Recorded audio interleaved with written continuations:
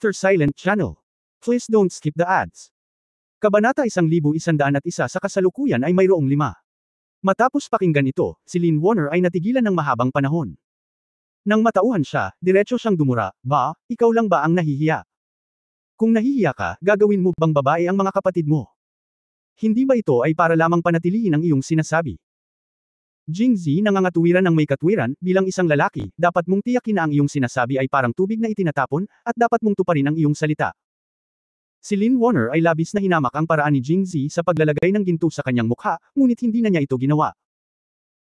Pinabulaanan niya ito, ngunit pumalakpak ang kanyang mga daliri at bamulong sa kanyang sarili, ikalawang kapatid na babae, ikatlong kapatid na babae, ikaapat na kapatid na babae, ikalimang kapatid na babae, at ikaanim na kapatid na babae. Siya. Natapos ang pagbilang gamit ang isang kamay, at nabigla siya pagkatapos magbilang. "You really mean what you say? Mayroon ka talagang 5 kapatid na babae na naging asawa mo?" Ngumiti si Jingzi at tumango, "Sa ngayon, may 5. Sa ngayon? Oo, sa ngayon, 5. Ang layunin ko ay 7, kaya kailangan ko pa ring magsikap." Nang sabihin niya ito, tumingin si Jingzi kay Lynn Warner na may nagbabagang mga mata. Tumingin din si Lynn Warner kay Jingzi at hindi na umiwas. Sinadya ito ni Jingzi. Gusto niyang makita ang saloobin ni Lynn Warner dito. Nang makita ang nagniningas na mga mata ni Lynn Warner, si Jingzi ay nagsimulang tumawa sa kanyang sarili dahil sa paggawa ng isang bagay na hindi kailangan. Si Lynn Warner ay nagpakita ng maraming intimacy sa pamamagitan ng paghawak sa kanyang kamay mula noong una silang nagkita. Dapat niyang malaman ang resulta ng hindi sinasabi o sinusubukan. Sa huli, si Lynn Warner ay mas payat ang balat, bahagyang ibinaba ang kanyang ulo, at mahinang sinabi, "Third sister, ito ay kawili-wili. Kung hindi mo sasabihin sa akin na ako ay naging iyong babae, sabihin mo sa iba." Naiintindihan niyang mabuti ang operasyon ni Chinkyo, at sigurado siya dito. "Nahihiya akong kausapin ang sarili ko. Ang pangatlong kapatid na babae ay manipis ang balat." Sinabi ni Jingzi sa kanyang ngalan. "Paano ang fourth sister?" "Fourth sister? Ilang araw na lang ang nakakaraan mula nang makumpirma namin ang aming relasyon, at kagagaling lang namin sa Jiangling, kaya wala kaming oras para mag-usap." Tumango si Lynn Warner at hindi na nagtanong pa. Ngunit sinabing, "Zier, kung ipinahayag mo ang iyong tunay na pangalan sa mga tao sa Yongzhou, matagal na tayong magkakilala."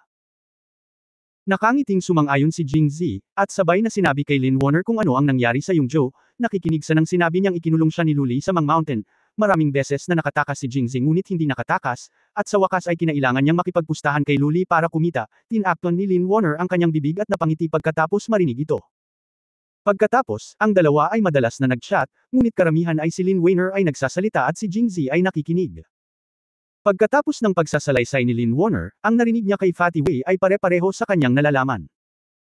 Noong nakaraang Hulyo, noong naglakbay si Jingzi sa oras, biglang natuklasan ni Lynn Warner na ang mga taong lihim na ipinadala ni King Jin upang subaybayan siya ay wala na. Nang maglaon, tinanong niya ang kanyang ikatlong kapatid na si Chinkyo. Pagkatapos ng lahat, si Chinkyo ay isang martial arts practitioner. May nakakaalam ba nito? Ang pagbabantay ay mas malinaw pa, at nakakuha siya ng positibong sagot. Namiss siya ni Lynn Warner. Bagamat hindi niya alam kung bakit inalis ng hari ng Jin ang pagmamatsyag sa kanila, nagpasya siyang pumunta sa hilaga sa Pangzhou at nanatili sa Yongzhou ng ilang araw habang nasa daan. Noon niya nakilala si Jingzi. Nang maglaon, pagdating niya sa Pangzhou, nalaman niyang pumanaw na ang mga Jing at ang kanyang asawa. Sa oras na iyon, sa wakas ay alam na niya kung bakit nagpadala ang hari ng Jin ng mga tao para subaybayan sila sa loob ng napakaraming taon at hindi sila pinapayagang magsama muli, ngunit pagkatapos ay biglang kinansela ang pagsubaybay sa oras na ito. Parehong patay ang mga magulang, saan sila muling magsasama? Si Lynn Warner, na bumalik mula sa Pangzhou, ay nawasak. Mahal na mahal niya ang tula noon, at hindi na siya muling nakasali sa isang pulong ng tula. Hanggang sa lumipas ang hindi kilalang tagal pagkatapos ng Mid-Autumn Poetry Meeting na dumating ang isang mensahe mula sa Jingzhou, kailan darating ang maliwanag na buwan. Humingi ng alak sa langit. Amazing Mid-Autumn Festival Lyrics. At ang taong sumulat ng tulang ito ay pinangalan ng Jingzi. Sa oras na iyon, walang paraan si Lynn Warner na magtanong kung kapatid ba niya si Jingzi, ngunit naisip niya. Gusto niya talagang tanungin si Chinkyo, ngunit wala si Chinkyo sa Jiangling noong panahong iyon. Maaari lamang siyang sumulat sa kanyang pangalawang kapatid na si Zhou Xining para sa tulong, at sa wakas ay nakumpirma na siya ay haka-haka. Sa oras na iyon, tuwang-tuwa siya kaya nagpasya siyang umalis kaagad papuntang Jingzhou. Dumating muli ang liham ni Zhou Xining, na nagsasabing pumunta si Jingzi sa Jingxi upang lumahok sa kompetisyon ng martial arts ayon sa Imperial Decree. Minsan naisip ni Lynn Warner na direktang pumunta sa Jingxi, ngunit pagkatapos mag-isip ng mahabang panahon, nagpasya siyang sumuko. Narinig din niya na si Jingzi ay hindi na isang puting tao, ngunit sinunod na rin niya ang utos ng imperial. Kung pupunta siya roon sa ganitong oras, natatakot siya na maantala nito ang kanyang mga gawain, kaya nagpasya siyang hintayin si Jingzi na matapos ang kanyang trabaho mula kay Jingxi at dumiretso sa Jingzhou para hanapin siya. Sa panahong iyon, patuloy siyang nakikipag-ugnayan kay Zhou Xining, at partikular na nagtanong kay Zhou Xining. Sa sandaling bumalik si Jingzi sa Jingzhou, sumulat siya upang sabihin sa kanya na maaari siyang mag-ayos upang pumunta sa Jingzhou. Naghintay siya ng mahabang panahon at sa wakas ay nakatanggap siya ng liham mula kay Jingzi na bumalik sa Jingzhou. Gayunpaman, wala pang 10 araw ang natitira bago ang bisperas ng bagong taon. Bagamat talagang gusto niyang makita si Jingzi, hindi siya makakaalis sa Chinese New Year at maaari lamang itong i-hold. Matapos marinig ito, kinalkula ni Jingzi ang oras sa kanyang isipan. Halos Chinese New Year na talaga nang bumalik siya sa Jingzhou. Bilang karagdagan, ang liham ni Zhou Xining kay Lin Warner ay maaantala sa kalsada ng ilang araw, kaya tama ang oras.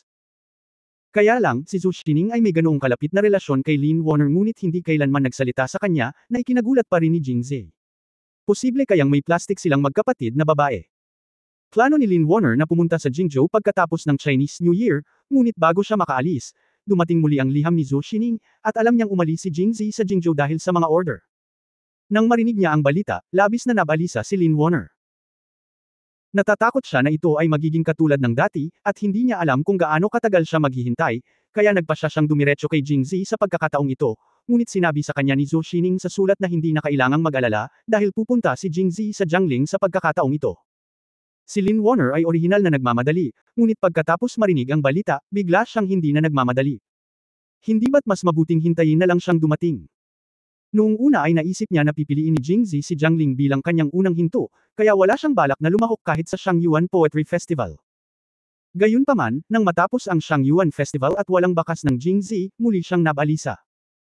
Sa oras na ito, nakatanggap siya ng liham mula sa kanyang ika-6 na kapatid na si Zhou Ziqiong. Siya ay malapit sa kanyang ika-6 na kapatid na babae mula pa noong siya ay bata, at kadalasan ay patuloy silang nakikipag-ugnayan sa isa't isa sa pamamagitan ng mga liham, ngunit sa pagkakataong ito ay ganap na itong naiiba, dahil nalaman lamang niya mula sa liham ni Zhou Ziqiong na si Jingzi ay pumunta sa Roshao. Pagkatapos noon, halos hindi tumigil ang mga sulat ni Zhou Ziqiong, at patuloy siyang nagkukwento ng mga kawili-wiling bagay tungkol sa nakaraan nila ni Jingzi. Tila nagpapakita ito, na nagparamdam kay Lin Warner na inggit at nagseselos. Nang umalis si Jingzi sa Roshao, sumulat si Zhou Ziqiong mula noon sa huling liham, hindi na siya nasasabik. Habang dahan-dahan ang paglipas ng panahon, malapit na ang Peach Blossom Poetry Society. Mahigit kalahating taon nang hindi lumahok si Lin Warner sa lipunan ng tula, kaya nagpasya siyang lumahok sa Peach Blossom Poetry Society na ito. Gayunpaman, hindi niya inaasahan na siya ay nasa lugar ng ikatlong kapatid na si Chinkyu sa umaga. Sa oras na iyon, dumating ang ika-4 na kapatid na babae na si Piangxi. Kaya pansamantalang nagpasya siyang huwag sumali, ngunit sinabi sa kanila ni Piangxi na sumama sa kanya si Jingzi at pumunta sa Peach Blossom Mountain. Kabanata 1120 Fang Family Restaurant. Palaging napakaraming pagkakataon sa mundong ito. Si Jingzi at Lin Warner ay madalas na nag-chat, at walang awkwardness na parang kakakilala lang nila.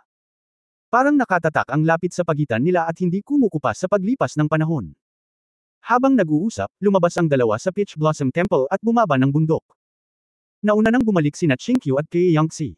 May isang karwahe na nakaparada sa paanan ng bundok. Ang katulong ni Lin Warner na si Huaping ay nakatayo sa labas ng karwahe, sabik na naghihintay sa kanila. Nang makita siya, ngumiti si Jingzi at nagsabi, ika-7 kapatid na babae, ang pangalan ni Huaping ay katulad ng kasambahay ng ika-6 na kapatid na babae na si Huaqin. Hindi ba kayo nagkasundo? Sa hindi inaasahang pagkakataon, tumanggo talaga si Lin Warner, kahit na alam na ni Huaping bagamat alam niya ang tunay na pagkatao ni Jingzi, hindi pa rin niya nakuha ang impresyon kay Mr. A. Kun at tumingin kay Jingzi na tulala. Pagkatapos ay sumakay ng sasakyan ng grupo pabalik sa bahay ni Lin. Napakalaki ng Lin Mansion, at may ilang katulong na naglalakad sa bakuran. Nang makita nilang may dinadala si Lin Warner pa uwi, pumasok sila sa loob para iulat ito. Maya-maya, lumabas ang isang medyo may edad na lalaki na halos kasing edad ni Zutong at mukhang bukas. Naisip ni Jingzi sa kanyang sarili na marahil ito ay si Lin Changjun, ang pinuno ng pamilyang Lin. Tai, kasama ko na si Zier. Sabi ni Lin Warner, tumanggo si Lin Changjun, lumapit kay Jingzi, at bamantong hininga ng may emosyon bago makapagsalita si Jingzi, hindi ko inaasahan na sa isang kisap mata, magiging ganito kalaki ang pamangkin ko. Oo. Mabilis na yumuko si Jingzi at sinabing, nakilala ng aking pamangkin si Uncle Lin. Bahala ka, pamangkin. Binuhat ni Lin Changjun si Jing Zi, tiningnan siyang mabuti, at pagkatapos ay sinabing, kamukhang kamukha ni Wen ang pamangkin ko. Kapatid na Mao, at narinig ko rin na sinabi ni Brother Zhu na ang matalinong pamangkin ay talagang mas magaling kaysa sa kanyang amo. Ipinakilala noon ni Fatty Wei na si Zhu Tong ay mula sa Jiangling at may malapit na relasyon kay Lin Changjun. Sa tingin ko ay kasama nila ang ama ni Jing Zi, si Jing Wenmao. Napakaganda ng relasyon nila, kaya sa wakas ay ipinagkatiwala ni Jing Wenmao sina Zhou Xining at Lin Warner sa kanila. Pagkaraan ng ilang sandali, nagkusas si Lin Changjun na magtanong, nabalitaan ko na narito ang aking pamangkin upang magbukas ng isang sangay ng The Newspaper. May nagustuhan ka ba? Nang marinig ito, umupo si Jing Zi ng tuwid, oo, tito, hindi lang ito isang sangay ng The Newspaper. Mayroon ding mga sangay ng Wen Xiangju at Zhangja Winery. Kara-rating lang ng pamangkin ko sa Jiangling ngayon at hindi pa nakakapagdesisyon sa lokasyon. I wonder kung may rekomendasyon ang tiyuhin ko. Kung gusto mong gumawa ng malaking pagbabago, ang lokasyon ay dapat sa Jiangling. Ang pinakamaunlad na sulok ng lungsod. Pagkatapos magsalita ni Lin Changjun, madalas na tumanggo si Jing Zi at pinakinggan siyang magpatuloy. Ngunit ang pinakamaunlad na sulok ng Jiangling ay hindi lamang itinayo para sa bawat pulgada ng lupa kundi pati na rin ay itinayo sa mahabang panahon. Mahirap magtayo ng ibang bagay ng mag-isa. Tumanggo si Jing Zi at sinabing, totoo ang sinabi ng aking tiyuhin, at hindi kailanman inisip ng aking pamangkin ang tungkol sa kanyang sarili. Masyadong nakakaubos ng oras ang pagtatayo ng isang lugar. Ang pinakamahusay na paraan ay bumili ng isang handa na lugar at gamitin ito kaagad. Sa katunayan, kung nais mong magtayo ng isang sangay o sangay, pinakamahusay na piliin ang lokasyon at itayo ito ng mag-isa, upang ganap mong makustomize ito. Kinakailangang bumuo ng pinakaangkop na layout, ngunit ito ay isang pag-aaksaya ng oras, at gusto rin ni Emperor An na makita ang mga resulta sa maikling panahon, kaya ang pare-parehong diskarte ni Jing Zi ay ang paggamit ng mga doktrina. Totoo ito sa Roshao at Kunlun County. Ngayon pagdating ko sa Gangnong, ipagpapatuloy ko ang dati kong practice. Pagkatapos magsalita, hindi nakalimutan ni Jing Zi na magtanong, Tito, kailangan kong malaman ang tungkol sa Jiangling City, mayroon ka bang magandang lugar na mairerekomenda? Sinabi ni Lin Changjun, labis akong interesado sa iyong The Newspaper. Noong iminungkahi mo ang ideyang ito, sumulat si Brother Zhu sa akin noong bata pa siya. Noong panahong iyon, naisip ko na ang ideyang ito ay isang pantasya lamang at mahirap itong ipatupad. Pagkatapos niyang sabihin iyon, ngumiti siya at sinabing, pero pagkatapos kong makita ang unang isyu ng pahayagan na inilathala mo, naisip ko. Alam kong mali ako. Kamangha-manghang, ito ang unang impresyon ko nang makita ko ang isyu ng pahayagan na iyon. Kahit sa ang seksyon iyon, halos perpekto ito. Kung magagarantiyahan ng The Newspaper Branch ang kalidad, hindi magiging mahirap na magtagumpay sa Gangnong. Maraming salamat. Pinuri ako ni Uncle. Mapagpakumbaba na sagot ni Jing Zi. Nagpatuloy si Lin Changjun, kaya nalaman ko ang tungkol sa mode ng pagpapatakbo ng iyong pahayagan mula kay Brother Zhu sa pamamagitan ng mga liham. Bagamat mayroon lamang akong magaspang na ideya, maaari kong hulaan na sa katunayan, ang pagpapatakbo ng pahayagan ay hindi nangangailangan ng malaking lugar, at ang lokasyon ay hindi. Na nangangailangan ng pinakamaraming espasyo ay malamang na Wen Xiangju at Zhangja Winery. Ang sabi pa ng pamangkin ko ngayon lang, kung ayaw mong ikaw mismo ang magtayo, kailangan mong gawin. Bumili. Ang tanging mga lugar na maaaring tumanggap ng Wen Xiangju at Zhangja Winery ay mga kasalukuyang restaurant o golan. Tama ang sinabi ni Lin Changjun. Ang pinakamalaking entertainment venue sa lungsod ay ang mga restaurant at golan, at natural na hindi siya pupunta sa isang golan. Pagbabago nito sa Wen Xiangju ito ang huling paraan sa Roshao. Kung hindi lang siya naging desperado, hindi na niya gugustuhing maulit iyon. Ang mga tao ng Jiangling ay likas na xenophobic, ngunit direktang sinira ng pagdating ni Jing Zi ang lugar para magsaya ang mga lalaki. Kakaiba na magiging masaya sila, kaya inalis ni Jing Zi ang pagpipiliang ito. Sa totoo lang sa tiyuhin ko, binili ng pamangkin ko ang pinakamalaking lokal na restaurant sa Roshao noon, at hinati ang restaurant sa tatlo, binuksan ang branch ng pahayagan, ang mga branch ng Wen Xiangju at Zhangja Winery. Kaya gusto kong ipagpatuloy ang sundin ang parehong halimbawa at kumuha ng restaurant sa Jiangling. Matapos marinig ang sinabi ni Jing Zi, tumanggo si Lin Changjun, mayroon akong kaparehong ideya. Iisa lang ang restaurant sa Jiangling na nakakatugon sa mga kinakailangan ng isang mabuting pamangkin, ngunit medyo mahirap makuha ito. Oh! Kara-rating lang ni Jing Zi sa Jiangling ngayon at walang oras na gumala-gala sa lungsod, kaya nagtanong siya ng may pagtataka, ano ang pangalan ng restaurant na ito? Jing. Tanong kaagad ni Zi pagkarinig nito. Pamilya Feng. Aling pamilya ng Feng? Ilang pamilya ng Feng sa tingin mo ang mayroon sa Jiangling City? Pagkasabi nito, alam ni Jing Zi na may-ari din ang pamilya ni Feng Mubay ng restaurant. Sa oras na ito, nagpatuloy si Lin Changjun, ang orihinal na pinuno ng Qingcheng sect, si Lin Qingshan, ay pamangkin ni Ginang Feng. Nabalitaan ko na si Lin Qingshan ay binugbog ng kanyang pamangkin noong Jingxi Martial Arts Competition, at pagkatapos ay nabalitaan na siya ay tinamaan ng kidlat ng gabing iyon. Ang pamilya Lin ay palaging nararamdaman na ang kanyang pamangkin ay may kaugnayan sa kanilang pamangkin. Ang helmsman ng Feng Family Restaurant ay si Mrs. Feng, kaya hindi madaling makuha ang Feng Family Restaurant. Nagkataon lang na medyo namamanhid si Jingzi. Napakaliit talaga ng mundong ito. Nagustuhan ni Lin Qingshan ang kanyang pangatlong kapatid na babae, ngunit napatay siya ng bomba. Sino ang nakakaalam na siya ay pinsan ni Feng Wanyu? Gusto ng anak ni Feng Wanyu na si Feng Mubay ang kanyang ikapitong kapatid na babae. Siyempre, hindi pa siya binugbog hanggang mamatay, pero namamagana ang mukha niya kay Jingzi. Hindi lang yan. Narinig ko na si Feng Wanyu ay disipulo pa rin ng Teifu Bai Qingyuan, at si Bai Qingyuan ay ang matandang kaaway ni Jingzi.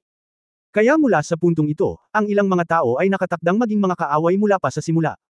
Mayroon silang mga katangian ng kontrabida at nais na makitungo. Ni hindi niya magawa. Sa pag-iisip nito, mapait na ngumiti si Jingzi at umiling. Kabanata 1103 Shopkeeper Lin. Pagkatapos makipag-chat muli kay Lin Changjun, nagpalit si Jingzi ng itim na damit at lumabas ng bahay ni Lin. Gusto siyang sundan ni Lin Warner, ngunit tumanggi si Jingzi. Hindi sa ayaw ni Jingzi na ay enjoy ang oras na kasama nila siya, ngunit lumabas siya para magtanong tungkol sa isang bagay. Kung sumunod si Lin Warner at kilala siya ng lahat, walang magiging problema. Kailangang magtanong. Si Jiang Ling ay maunlad, na natuklasan niya noong una siyang pumasok sa lungsod. Halos tanghali na, at puno pa rin ng tao ang mga lansangan. Ayon sa ideya ni Jingzi, si Zhang Xiaoyu at ang iba pa na nasa malayong lugar sa Kunlun County sa panahong ito ay maaaring natapos na sa pagprint at pamamahagi ng unang isyu ng pahayagan. Handa na kasi ang pwesto nila kaya hindi dapat mabagal ang takbo. Kaya't hindi rin magtatagal para lumitaw ang kanilang grupo sa Jiangling, at nais ni Jingzi na piliin ang mga address ng opisina ng pahayagan at restaurant bago sila dumating upang magamit nila ito kaagad. Una, dahil hindi siya gaanong nag-ambag sa mga gawain ng Kunlun County.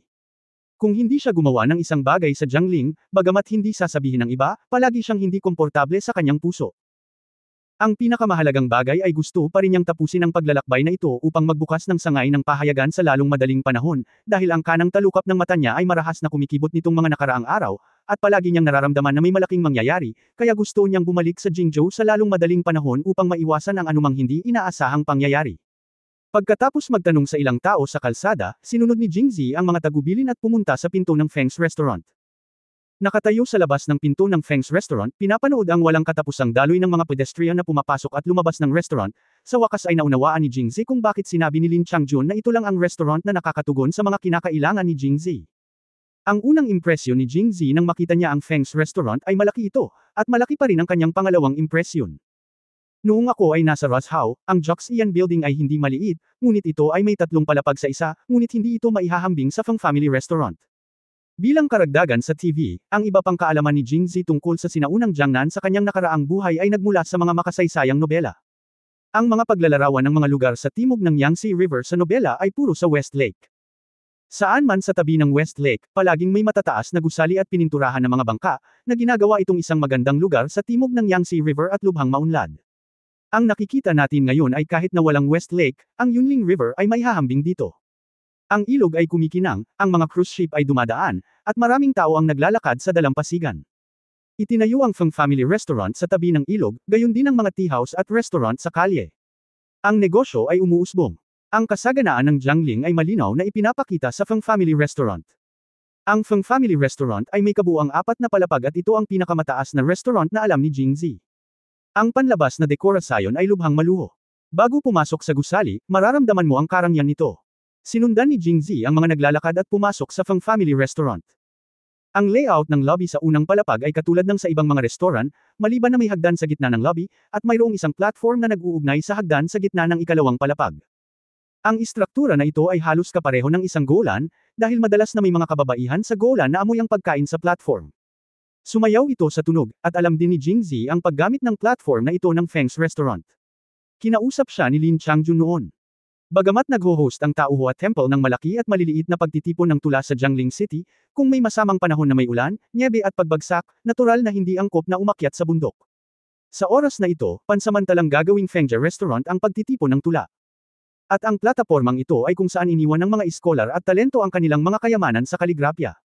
Guro, kumakain ka ba o nananatili sa isang hotel? Nang si Jingzi ay nakatingin sa restaurant, may lumapit sa kanya na waiter. Oh, may in din ba ang restaurant natin? Young Master, dapat isa kang outsider sa unang tingin. Kung walang in ang aming Feng Family Restaurant, pabayaan ang ibang restaurant. Lumalabas na ang Feng Family Restaurant ay napakalaking sukat, na may lobby sa unang palapag, isang lobby sa ikalawang palapag, lahat sila ay magkahiwalay na mga silid, at ang ikatlong palapag ay ang inn. Ang modelong ito ay medyo katulad ng nakaraang Joxian Tower. Kung ano ang nasa 4th floor, ngumiti ang waiter at hindi nagsalita. Sa panahong ito, karamihan sa mga inn at restaurant ay hiwalay, dahil ang isang inn ay nangangailangan ng maraming espasyo. Sapat na para sa isang ordinaryong tindahan na magtayo lang ng restaurant. Paano nito kayang magtayo ng isa pang inn? Ang isang mas malaking bahagi ng dahilan ay ang mga restaurant at inn ay mga negosyong lubhang kumikita. Mayaman man o mahal ang mga makakapagbukas nito. Mahirap magbukas ng isa, pati dalawa. Sa simula, nandoon si Prinsipe Yu at ang prefect ng Ross House sa likod ng Joxian Tower, para mabuksan ito. Tungkol naman sa Feng Family Restaurant, nabalitaan ko na ang helmsman ay si Mrs. Kung titingnan ang eksena sa pulong ng tula ngayon, ang relasyon ni Feng Mubay at Prefect Shu Oo, sa tingin ko ay nagawa ni Mrs. Feng na buksan ang Feng Family Restaurant nang wala ang kanyang suporta. Tumango si Jingzi at sinabing, kumain ka na. Nang marinig ito, ang waiter ay tumingin sa kanya sa itaas at pababa, at pagkatapos ay sinabi, Guro, ikaw ba ay nag-iisa? Isang tao. Pasensya na, master. Magalang ang waiter. Sinabi, walang mga upuan sa bulwagan. Sinulyapan ito ni Jingzi. Oras na ng hapunan sa oras na ito, at talagang masikip ang bulwagan ng Feng's Restaurant, ngunit may ilang mga bakanteng mesa pa rin sa sulok. Sinabi ng waiter na walang available na upuan. Ito ay nagsasabi ng mga kasinungalingan sa bukas na mga mata. Ngunit kung iisipin mo, mauunawaan mo na ito ang panahon kung kailan pinakamaganda ang negosyo ng restaurant. Hindi makakain ng marami si Jingzi mag-isa. Kung kukuha siya ng isa pang mesa, ito ay ganap na basura at maantala ang negosyo ng restaurant. Kaya naman sinabi ito ng waiter. Gayunpaman, maganda ang kanyang ugali, at ayaw ni Jingzi na makipagtalo sa kanya. Direkta niyang sinabi, walang mga upuan sa bulwagan, kaya pumunta tayo sa pribadong silid sa ikalawang palapag upang kumain. Sir, ang mga pribadong kwarto sa ikalawang palapag ay. Waiter, gusto kong sabihin na walang bakanting upuan sa pribadong silid sa ikalawang palapag, ngunit pagkatapos ay tiningnan ko ang mga damit ni Jingzi at agad na binago ang aking mga salita, ngunit mayroong isang minimum na pagkonsumo. Naglabas si Jingzi ng 100 tael ng pilak mula sa kanyang damit. Ang tiket ay nakalawit sa harap ng mga mata ng waiter. Hindi ito kulang sa pera. Okay sir, sumama ka sa akin sa taas. Nang makita ng waiter ang banknote, parang nakita niya ang kanyang biolohikal na ama, at nagmamadali niyang binati si Jingzi para umakyat sa itaas. Pagdating pa lang nila sa hagdan, bumaba mula sa hagdan ang isang medyo may edad na lalaki na nakasuot ng kulay abong damit. Nang makita niya ang waiter, sinabi niya, ano ang ginagawa mo sa itaas kapag abala ka? Shopkeeper Lin, may pupuntahan. Pinapanto ko siya doon para kumain sa private room sa taas. Oh! Medyo nataranta ang lalaking tinatawag na Shopkeeper Lin nang marinig niya ito, dahil karamihan sa mga taong pumupunta para kumain sa private room nila ay mga regular na bisita mula sa Jiangling. Pamilyar na pamilyar sila sa lugar na ito. Kailangan mo pa ba ng waiter para manguna? Pagkatapos ay tumingin siya sa likod ng waiter at nakita niya si Jingzi, agad na nagningning ang kanyang mga mata. Nang makitang nabighani ang tindahan Lin kay Jingzi, naisip ng waiter na inisip din ni Shopkeeper Lin na sayang ang pagpunta ni Jingzi sa kahon ng mag-isa, kaya agad siyang nagpaliwanag ng nakangiti, Tindero Lin, hindi kapos sa pera ang binatang ito. Alam niyang may kahon tayo. May minimum na konsumo. Sinulyapan ng tindera na si Lin ang waiter, ngunit sa halip na punahin, nakangiting sinabi niya, sa iyong pananamit at ugali, paano ka magmumukhang isang taong kapos sa pera? Bumaba ka at gawin mo ang iyong trabaho. Nagkataon na wala akong gagawin, kaya dadalhin ko ang young master sa pribadong silid. Oo, Tindera Lin. Sagot ng waiter at bumaba na. Kabanata 1104 na Xiaoyao Double Decoction. Malinaw na naalala ni Jingzi na ang apelyido ni Mrs. Feng ay Lin din, kung tutuusin, siya ay tiyahin ni Lin Qingshan, kaya malamang na ang tindera na si Lin ay nagmula sa natal family ni Mrs. Feng. Gayunpaman, sa paraan ng pagtingin sa kanya ng shopkeeper na si Lin, palaging hindi komportable si Jingzi, na para bang mayroon siyang ilang mga plano para sa kanya. Pero sa pagtingin kay Lin, hindi pa siya masyadong bata, at hindi naman siya mukhang bakla. Anong nangyayari? Habang nasa daan, kausap ng tindera na si Lin si Jingzi. Hindi lokal ang young master, tama. Nag-iisa si young master. Pumupunta sa atin si young master para kumain lang. Ang orihinal na akala ni Jingzi ay medyo kakaiba ang tindera na si Lin, ngunit pagkatapos pakinggan ang kanyang tanong, ang buong tao ay mas malala pa. Hindi na gustong magsalita pa, pagkatapos ng ilang walang kwentang salita, nag-order si Jingzi ng ilang mga pagkain, at umalis ng silid ang tindera na si Lin. Nang makitang sarado ang pinto, hindi napigilan ni Jingzi ang bumantong hininga. Kailan mo hinayaang matakot ang isang tao? Ngumiti ng mapait si Jingzi. Napakahusay ng Feng Family Restaurant. Ang pagkain ay naihatid ng wala pang quarter ng isang oras. Gumaan ang pakiramdam ni Jingzi nang makitang waiter ang pumasok para maghatid ng pagkain at hindi ang tindera na si Lin. Habang naghahain ng mga pinggan ang waiter, nagtatakang nagtanong si Jingzi, "Kuya, narinig ko na ang Feng Family Restaurant na ito ay kay Mrs. Feng. Bakit ang tindera mo?" Bago pa man siya matapos magsalita, alam na ng waiter na siya ang ano ang tinatanong mo, at sinabi niya habang naglalagay ng mga pinggan, "Ang Feng Family Restaurant na ito ay pagmamay-ari ng aming asawa, ngunit ang aming asawa ay mula sa Feng Family, kaya natural na hindi siya nakikita sa labas araw-araw, kaya't iniiwan namin ang restaurant sa shopkeeper Lin upang asikasuhin ito. Oo nga pala, ang shopkeeper na si Lin ay pinsan ng asawa namin." Marahil ay nakita niya na si Jingzi ay talagang hindi kapos sa pera, umorder siya ng isang buong mesa ng mga pinggan, kaya tuwang-tuwa din ang waiter, na parang nagsimula na siyang magsalita. "Tumayo ka." Matapos marinig ito, muling nagtanong si Jingzi, "Nasa restaurant ba si Mrs. Feng tuwing weekdays?" Tumango ang waiter at sinabing, "Oo." Pagkatapos magsalita, muli niyang sinulyapan si Jingzi at sinabing may kaunting pag-iingat, "Bakit mo tinatanong ang tungkol dito? Hindi ko naman itatago sa iyo, kuya. Sa katunayan, pumunta ako ngayon dito para maghapunan muna at pagkatapos ay para makita si Mrs. Feng. Anong ginagawa mo sa asawa natin? Mayroon akong isang napakahalagang negosyo na dapat pag-usapan kay Mrs. Feng. Pwede mo bang ipaalam sa akin?" Ikaw lang at hindi sineseryoso ng waiter si Jingzi. Marahil sa kanyang mga mata, si Jingzi ay hindi kwalipikadong makipag-usap kay Mrs. Feng. Matapos siyang tanggihan ay pumasok ang boses ng tindera na si Lin. "Walang problema." Sa sandaling may dumating, ang tindera na si Lin ay lumitaw sa pintuan, nakatingin kay Jingzi na may ngiti sa kanyang mukha. "Nang makita ko ang young master, nahulaan ko na ang young master ay dumating upang kausapin ang aming asawa. Kaya, ipinaalam ko lang sa aming ginang, sir, mangyaring maghintay sandali." Naghahanda na ang tindero na si Lin at tila tuwang-tuwa, at nang sabihin niyang, "Usap," sinadya niyang idiniin ang kanyang tono. "Sige, bumaba ka na."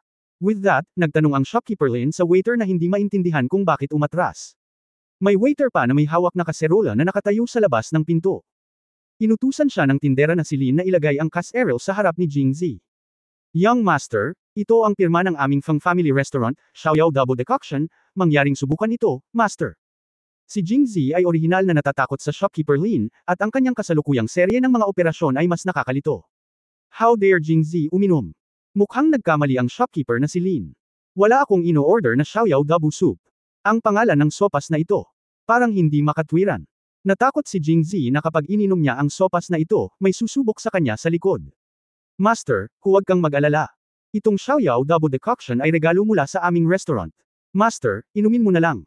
Sa pagtingin sa nakakabigay puri na tingin sa mukha ni Tindahan Lin, nakaramdam ng pananakit ng ulo si Jingzi. Nang makita ng tindera na si Lin na hindi kumikibo si Jingzi, naisip niyang hindi siya naniniwala, kaya humakbang siya at binuksan ang takip ng kaserola. Sa oras na ito, isang malakas na iritasyon ang tumama sa kanyang ilong. Napasulyap si Jingzi at nagulat siya. Mabuting tao, ito ay talagang sapat na upang mabawi ito. Makakakita ka ng mga aphrodisiac tulad ng wolfberry, epimedium, morinda officinalis, sestangke deserticola, at iba pa. At hindi lang iyon. Ang pinakamahalaga ay isang mahabang patpat na lumulutang sa gitna ng kaserola. Hindi ko alam kung anong klaseng latigo ito, no wonder this name is really too sweet, and men will be surely free after drink it of course, the prerequisite is to have a beautiful woman to accompany them. Kung may lalaki sa tabi niya. Sa pag-iisip nito, napatingin si Jingzi sa tindera na si Lin na nakangiti at hindi maiwasang kiligin. Para sa isang malaki at makapal na tao, hindi ko akalain na siya ay isang "Young master, uminom ka habang mainit." Hinimok ng tindera na si Lin nang makita niyang hindi gumagalaw si Jingzi. Shopkeeper Lin, itong sopas ay talagang tonic. Hindi kailangan ng katawan ko." Pagkatapos pakinggan ito, tiningnan ng shopkeeper Lin si Jingzi pataas at pababa. Bagamat hindi mukhang mataba si Jingzi, buo pa rin ang katawan niya. Gayunpaman, ang robe ay ganap din na may linya. Mahuhulaan na si Jingzi ang tipo ng mukhang payat kapag nagbihis, pero mataba kapag hinuberan. Habang tinitignan niya ito, lalo siyang nasisiyahan, kaya napangiti siya at sinabing, "Young master, maganda nga ang katawan mo, pero bilang lalaki, walang masama kung mag-refill, at pagkatapos ilapat ito, lalo kang lalakas, hindi ba, master?" Nasa balat niya ang goosebumps ni Jingzi. Kung hindi siya pumunta dito para magsalita ng kung ano-ano, gusto ni Jingzi na suntukin ng isang suntok ang ulo ng shopkeeper na si Lin. Tila hindi na posible ang pakikipag-usap ng maayos, kaya itinuwid ni Jingzi ang kanyang mukha at sinabi sa malalim na boses, "Nagkaroon ng problema ang tindero Lin, ngunit medyo gutom na ako ngayon at gusto ko munang kumain ng pagkain. Tungkol naman sa sopas, huwag kang mag-alala ngayon, teka. Uminom ka na lang kapag kaya mo." Nang marinig ito, pumalakpak ang shopkeeper Lin at nakangiting sinabi, tama si Young Master, oras na para sa hapunan, at napakabata niya, kaya normal lang ang magutom. At saka, may lakas ka lang kapag busog ka. Mainit din ang sabaw, kaya hindi kita istorbohin hanggat hindi ka nabubusog. Pagkasabi noon ay aalis na ang tindera na si Lin. Nang isara ang pinto, hindi niya nakalimutang paalalahanan siya, dapat tandaan mong uminom ng sabaw. Habang pinagmamasdan ng pinto na dahan-daang isinara, sa wakas ay nakahinga ng maluwag si Jingzi, ngunit nakaramdam pa rin siya ng lamig sa kanyang puso, lalo na't hindi tapat ang mga mata ni shopkeeper Lin kapag nagsasalita siya, at patuloy niyang sinusulyapan ang sarili, na nagparamdam sa kanya na siya ay pinahihirapan. Yung feeling na inaasar. Ang asong ito ay nagsasalita tungkol dito. Nagmura si Jingzi sa kanyang puso. Kapag naayos na ang lahat, dapat siyang bugbugin ng husto. Sobrang nakakadiri. Si Jingzi ay medyo gutom pa noong una, ngunit pagkatapos na minas ng tinderang ito na si Lin, nawalan siya ng gana at hindi na lang kumain kahit isang kagat. Iniisip niya pa rin sa kanyang isipan kung sinabi niya lang na darating si Mrs. Feng sa isang sandali, kung totoo o hindi, at bakit si Mrs. Feng ang magkukusa na pumunta para makipag-usap sa akin tungkol sa isang bagay. Hoy, bakit kakaiba itong Feng Family Restaurant? Matagal nang nasa time travel si Jingzi, at sa unang pagkakataon, pakiramdam niya ay wala siyang kontrol sa mga bagay-bagay. Dang dang dang. Sa oras na ito, biglang may kumatok sa pinto. Kabanata 1105 million rupees Feng. Nang iniisip ni Jingzi kung sino ang nasa labas ng pinto, isang boses ng babae ang pumasok. Nandito ba ang Young Master? Nang marinig ang boses na ito, hindi napigilan ni Jingzi na manginig. Sa totoo lang, maraming magagandang boses ang narinig ni Jingzi, gaya ng kanyang ikapitong kapatid na si Lin Warner. Sa unang pagkakataon na narinig niya ang kanyang boses, si Jingzi ay nakaramdam ng pagtataka, kasing ganda ng isang patak ng tubig, at hindi malilimutan. Ang mga boses ng iba pang kababaihan sa Jingzi ay may kanya-kanyang katangian at parehong kaaya-aya, ngunit wala ni isa sa kanila ang may boses na tulad nito. Upang maging tumpak, ang boses na ito ay hindi gaanong kaaya-aya kumpara sa mga kababaihan sa Jingzi. Gayunpaman, mayroong isang alindog sa boses na ito, isang alindog na nagpaparamdam sa mga tao na makati at matigas sa parehong oras. Bahagyang nagulat si Jingzi hindi ba't sinabi niyang restaurant at in lang ang restaurant ni Feng, at walang bar. Posible bang sadyang itinago ito ng waiter, ngunit talagang lahat ng pribadong silid sa itaas ng ikalawang palapag ay nagbibigay ng door-to-door service. Sa pag-iisip nito, medyo naging excited si Jingzi natural na excited siya dahil gusto niyang turuan at maliwanagan. Kaya binuksan ni Jingzi ang pinto.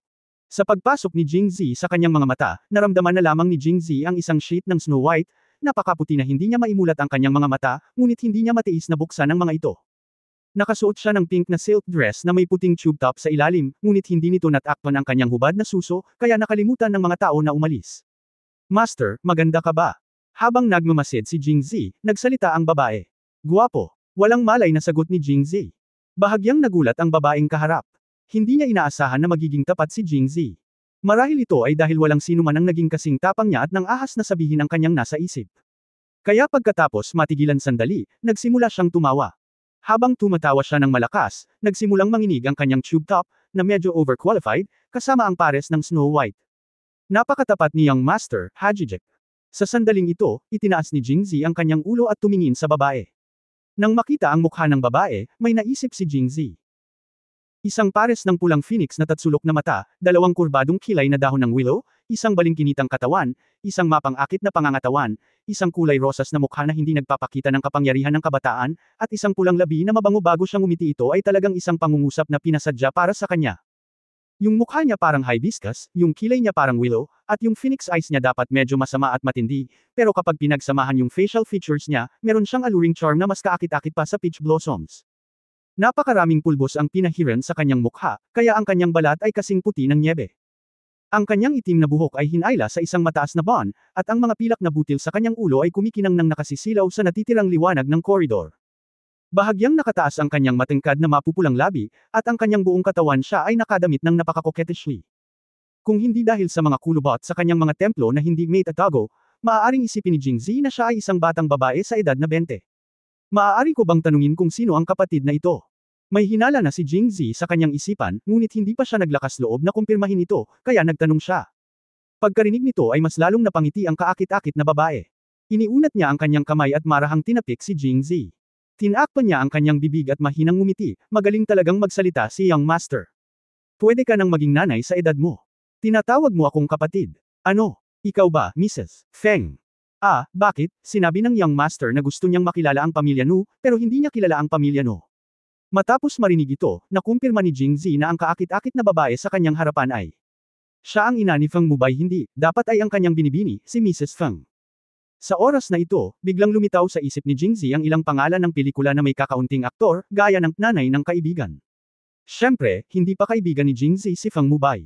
Kung nagulat si Jingzi nang una niyang makita si Mrs. Feng, ngunit pagkatapos malaman ang kanyang pagkakakilanlan, biglang nakaramdam ng lamig si Jingzi, isa kang matandang babae. Bakit ka nagpapanggap na bata ka kapag buntis ka? Nakakadiri ba? Kung magpapakita siya ng ganito sa isang kapatid na Chu o sa ibang mga lalaki, hindi na niya kailangan lang niyang magsabi ng ilang salita o iwagayway ang kanyang mga daliri, at hindi mabilang na mga lalaki ang mahuhulog sa ilalim ng kanyang palda ng granada, ngunit ang babae ni Jingzi Alin ang hindi 100 beses na mas maganda kaysa sa kanya. Ang mas mahalaga ay ang mga babae ni Jingzi ay likas na malambing, at hindi na kailangang magpanggap na malambing tulad niya. Kung iniisip ito, hindi masyadong interesado si Jingzi kay Mrs. Feng, ngunit kailangan pa rin itong panuorin. Ito ay dahil sa isang the man's instinctive reaction was also his respect for Mrs. Feng's outfit.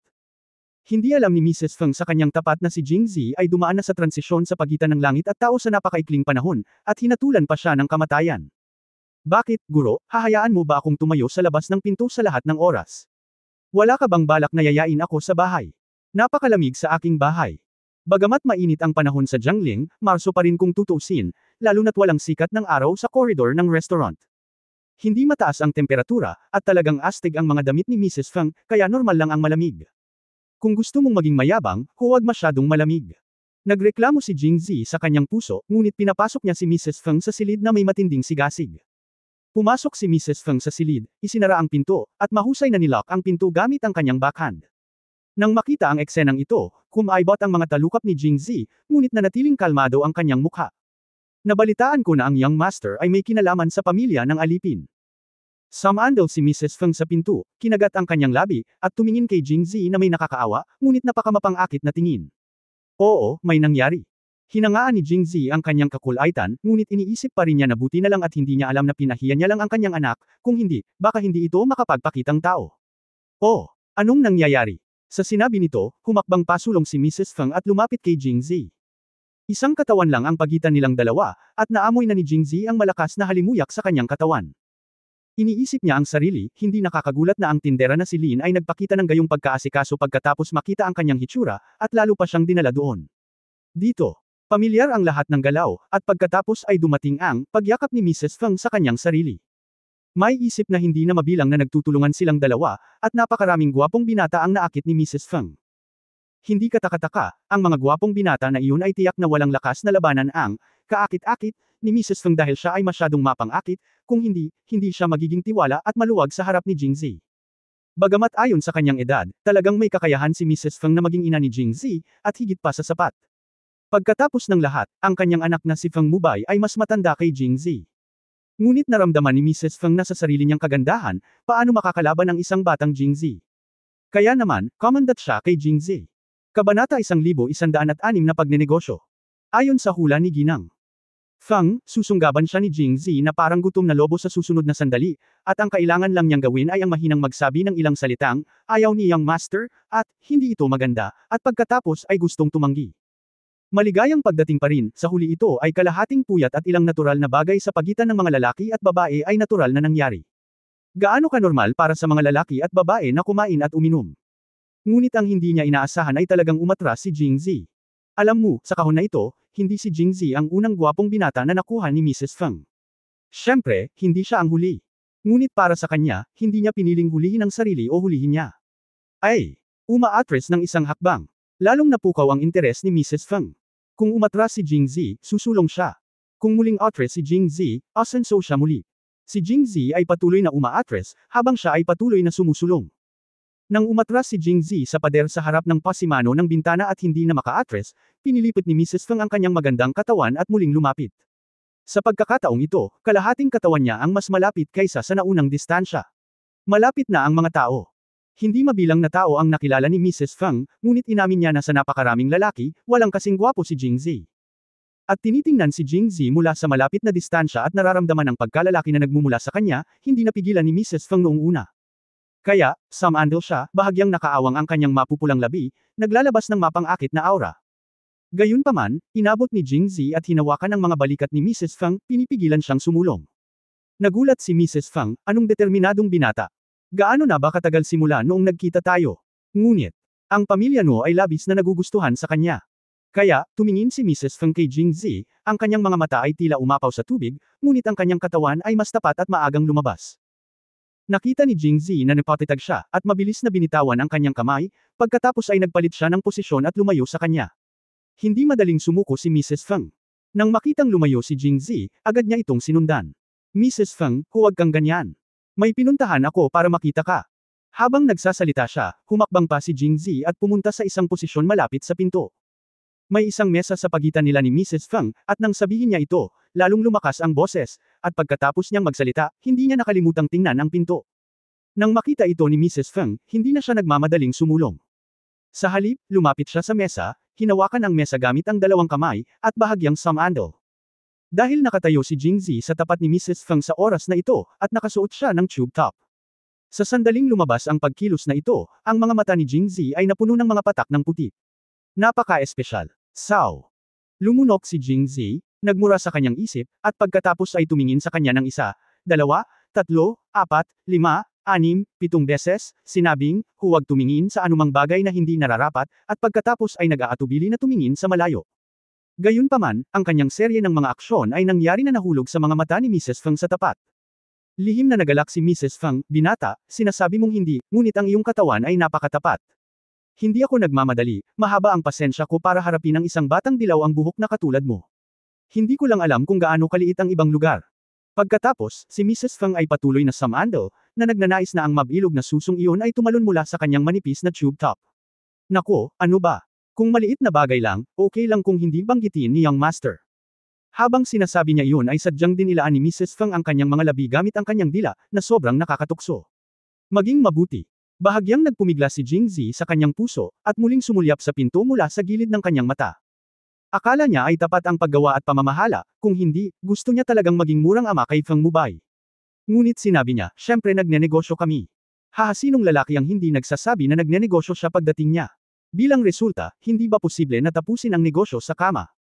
Mga lalaki, lahat ay may parehong birtod. Maaari ko bang itanong kung tungkol saan ang negosyo, Master? Nagmamadaling sinabi ni Jingzi, pumunta ako kay Mrs. Fang para makipag-ayos sa isang malaking bagay, at gusto kong bumili ng isang bagay kay Mrs. Fang. Bumili ng isang bagay. Natigilan si Mrs. Fang, at saka eyes like silk, oh. I wonder if this thing is important to the slave family. Nag-isip sandali si Jingzi, pagkatapos ay tumingin kay Mrs. Fang at tumanggaw ng napakaseryoso, mahalaga, napakahalaga. Mukha ni Mrs. Fang nagpakita siya ng ekspresyon ng hindi makapaniwala, ngunit nagtanong pa rin, itong bagay, paano mo naalala, na unang lumapit sa akin? Matapat na sinabi ni Jingzi, naisip ko rin na pumunta muna sa bahay ni Fang para pag-usapan ito kay Fang Yuanwei, ngunit pagkatapos ay naisip ko muli, kahit na ito ay isang bagay na pagmamay-ari ng pamilya Fang, kailangan mo pa ring makakuha ng pahintulot ni Mrs. Fang muna, at hanggat sumasang-ayon ka, hindi mo kailangang mag-alala tungkol sa ibang mga tao na hamarang dito.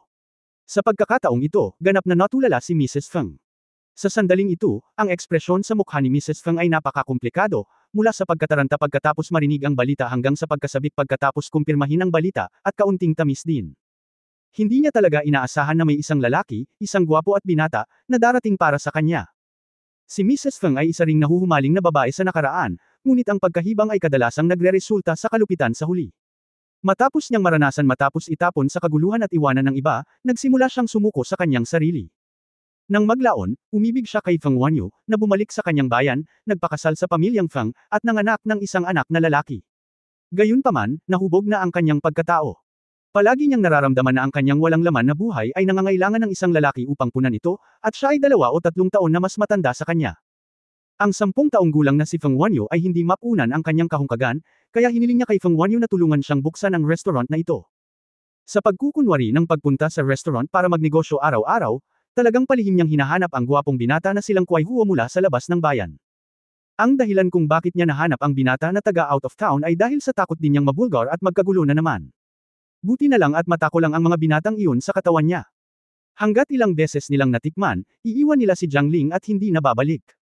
Bagamat labis siyang hinamak nito, hindi ito naging dahilan upang mag-alala siya. Pero ngayon, may dumating na partikular para sa kanya. Parang naghagis ng bato sa tahimik na lawa. Ang puso ni Mrs. Feng, na tahimik sa loob ng maraming taon, ay biglang tumulo. Ang bagay na ito ay napakahirap, alam mo ba?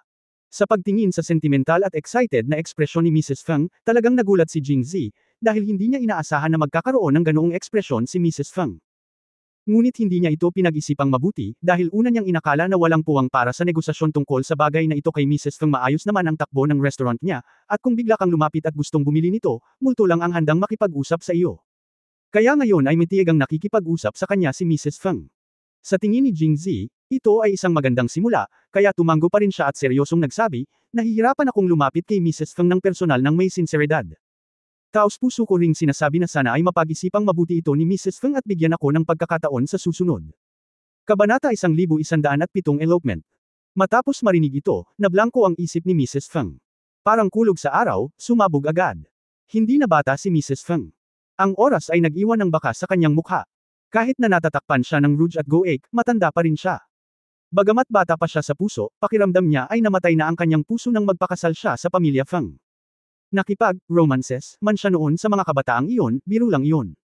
Ngunit ngayon, pagkatapos sabihin ng guwapong si Jingzi ang mga salitang ito sa kanya, naramdaman niyang parang nabuhay muli ang kanyang puso. Paano kung sabihin kong, pumayag ako? Medyo kumikinang ang mga mata ni Mrs. Feng, at sa halip na maging kaakit-akit at masungit, mas naging sincere siya at sinabi habang nakatingin kay Jingzi. Tuwang-tuwa si Jingzi sa sagot nito. Maraming salamat, Mrs. Feng, sa pagbibigay sa akin ng pagkakataong ito. Nang makitang tuwang-tuwa si Jingzi, nakaramdam ng saya si Mrs. Feng sa kanyang puso. She just muttered in her heart, sabi mo pumayag ka, bakit Mrs. Feng pa ang tawag mo sa akin? Gayunpaman, ang ganitong uri ng Jingzi ay mas katulad ng isang junior brother, at mas pinahahalagahan siya ni Mrs. Feng. Hanggat pumayag si Mrs. Feng, pupunta ako sa pamilya Feng para hanapin si Yuan Wei Feng.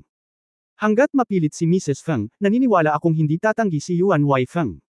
Hindi. Nang marinig ito, agad na nabalisa si Mrs. Feng. Nagtanong, ano ang gagawin mo sa kanya tungkol sa ating dalawa?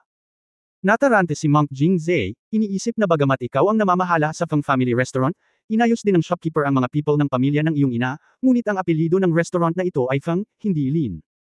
Sinabi sa kanya ni Lin Changju noong siya ay nasa pamilyang Lin, kung hindi ay hindi muna siya pumunta para makita si Mrs. Feng. Kaya sinabi niya, Mrs. Feng, kahit na pumayag ka sa ganoong kalaking bagay, kailangan mo pa ring hingin ang opinyon ni Feng, di ba? Kung gagawin natin ang desisyon ng pribado, gaano kagagalit si Feng? Napakatanga mo. Matapos marinig ang mga salita ni Jingzi, nagalit si Mrs. Feng at tumawa. Pakiramdam niya ay masyadong matapang si Jingzi. Hindi lang niya gustong kunin siya, ngunit gusto rin niyang kumbansihin si Feng Yuanwei. Paano magkakaroon ng ganoong pinakamahusay sa magkabilang mundo sa mundong ito? Bagamat wala na siyang gaanong relasyon kay Yuan Feng, natutulog pa nga sila sa magkahiwalay na kwarto sa gabi natutulog sila sa magkahiwalay na kwarto mahigit 10 taon na ang nakalipas, kung hindi magiging ganito si Mrs. Feng. Kung tutusin, para silang mga lobo at tigre. Sa kanyang edad, dahil hindi siya kayang bigyang kasiyahan ni Feng Yuanwei, maaari na lamang niyang hayaan na ibang tao ang pumalit sa kanya. Pero kahit wala siyang feelings, siya pa rin si Mrs. Feng. Siguradong hindi siya pababayaan ni Feng Yuanwei, kung hindi ay malamang na mawala ang mukha ng pamilya Feng.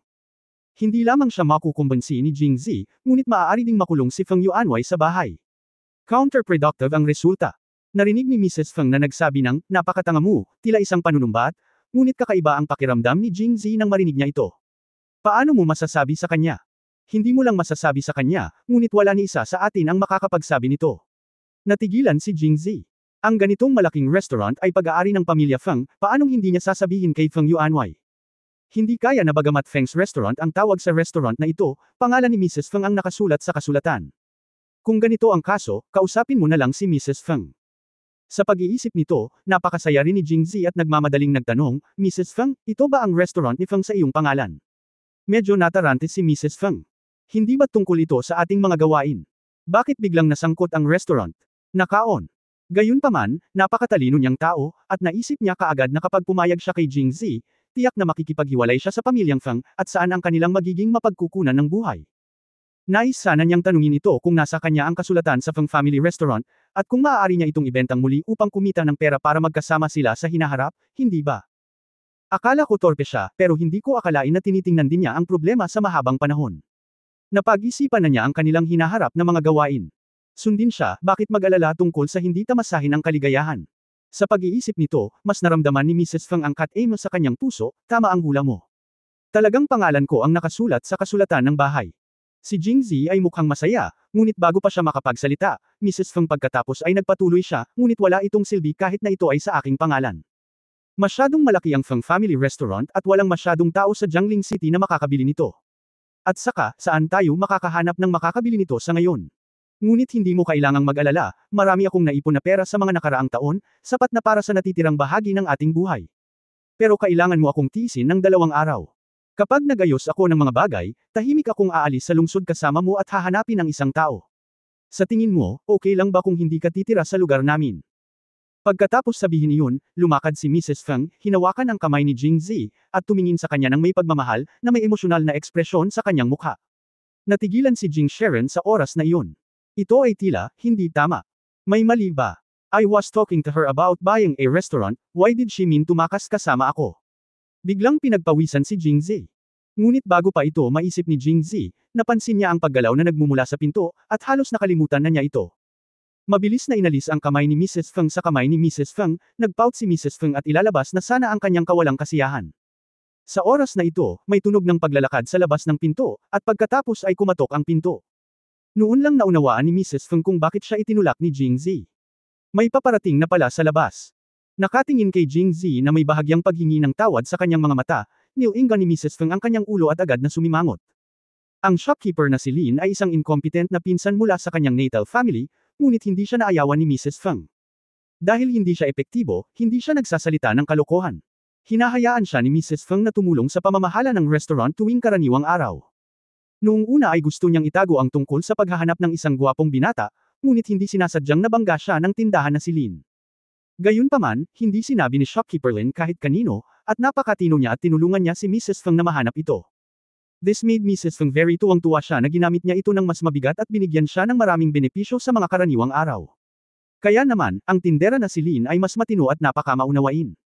Kadalasan pagkatapos makahanap ng isang gwapong binata, hihilingin niya sa kusina na maghanda ng isang palayok ng xiaoyao tonic soup. Matapos itong ipadala, aalisin niya ang lahat ng nakapalibot na mga silid ng maaga, at hindi siya papapuntahin ng mga tao. Ano ang nangyayari ngayon? Bakit may biglang kumatok sa pinto? Kaya tinanong niya, sino ito? Madam, ako po ito. Sagot ng tindera na si Lin. Ano, may mali ba? Saglit na huminto sa labas, at pagkatapos ay nagtanong ang tindera na si Lin, Madam, may nakarating na ba rito? Umiling si Mrs. Feng at sinabing, hindi. Pagkatapos ay nagtanong siya muli, ano ang mali? Nako, wala lang. Ngayon lang dumating ang pangunahing tauhang Chinkyu mula sa Qingyan sect, ngunit nawala sa isang kisap mata. Natakot ako na pumunta siya rito, kaya naisipan kong magtanong. Sabi ng tindera na si Lin. Oh, ayan. Okay lang. Hindi pa nakapunta rito si Chinkyu Heroine. Inisip ni Mrs. Feng na isa itong false alarm at nagmamadaling sumagot.